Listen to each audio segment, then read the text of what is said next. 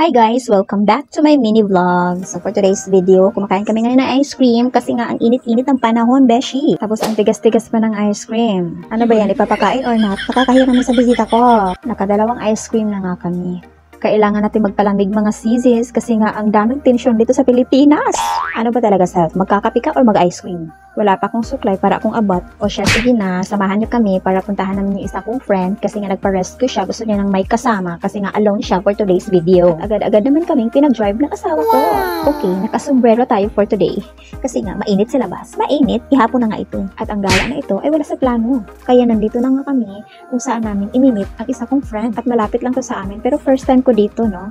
So, ito na nga yung friend ko nang danghingi ng kasama kasi nag-iingot siya mag-isa. Dito gusto niya may kausap. Kami rin, gusto rin namin na may kausap. And of course, nauhaw ang lola mo at gustong mag-try sa mga inumin nila dito. So, nag-order lang ako ng dragon fruit shake para sa hubby ko. Para naman sa kahihintay niya, meron siyang maiinom habang kami nagchichika-chika.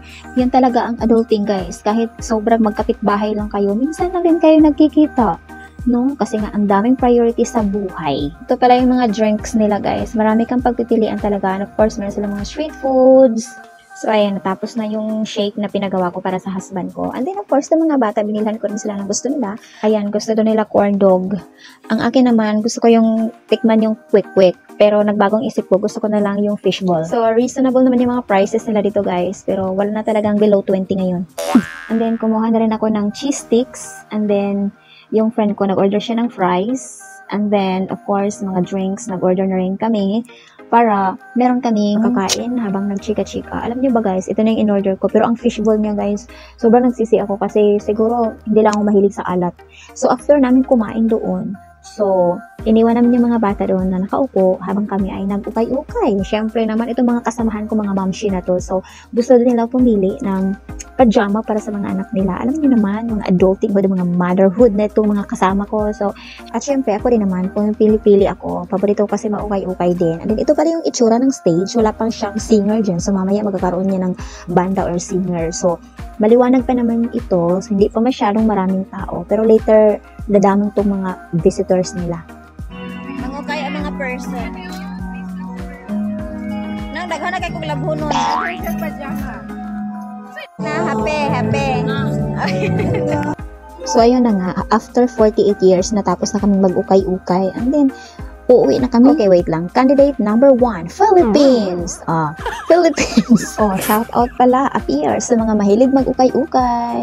And then, natapos na nga kami, guys. Babalik na nga kami sa aming upuan. Actually, malapit lang naman. So, ito yung mga kids na naghihintay sa amin. Bakit daw? Ang tagal namin. Gusto nilang maglaro doon sa may pahulog-hulog na 10 peso coin. So, ayan, binigyan na namin sila doon para maglaro habang kami ay magchika-chika na naman ulit.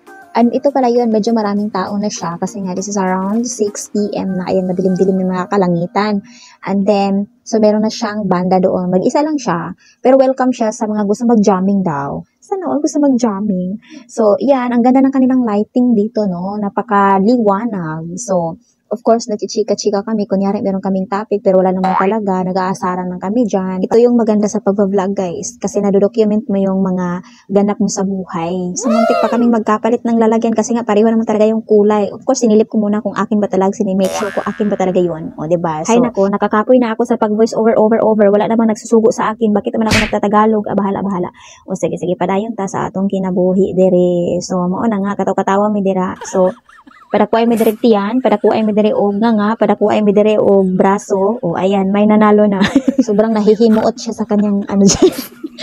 Sobrang nahimuot siya sa iyang itsura. Ano ko nang gwapa daw kuno kayo sila sa video. Ate kay ning mga cellphone karon, di ba? Expectation versus reality.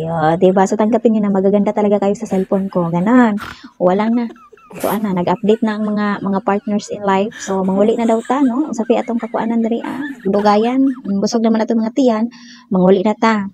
Kaya alas 7 na, manguli na ta. Kaya napatay mga pamilya nga sundoon.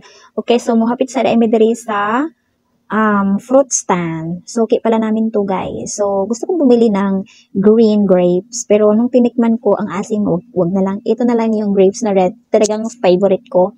And then, of course, dahil nga suki, pinatikman sa akin tong bago nilang stocks or bago nilang dating ganun. So, ayan, parang mas maganda yung itsura. Kaya, yan na lang ang pinili ko. So, ito na lang binili ko, yung bago, hindi na yung naka-display. O, diba? Advantage, pag meron kang mga suki.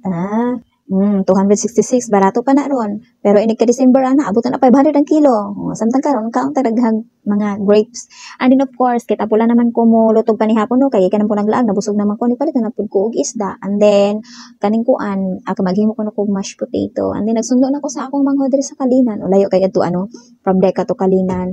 Og mihapit na dire kay magpalit ko og butter. Kay nahutdan ako og butter og milk. So, gusto ko na ay kuan extra nga milk kay murag pahurot ta pud ang akong milk kay ngano maghimo lagi ko og mashed potato.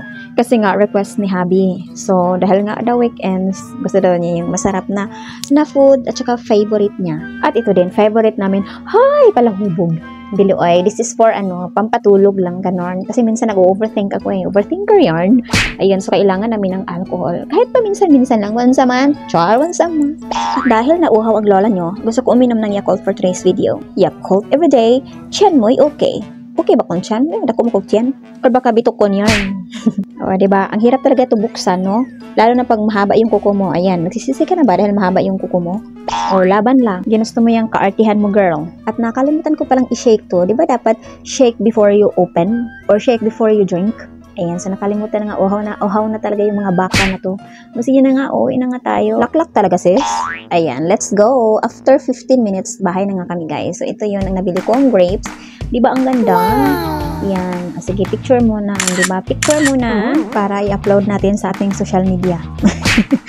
Okay, anyway, maraming salamat, guys, sa pag-watch ng aking mini vlog for today. And then, see you on my next one. Bye-bye!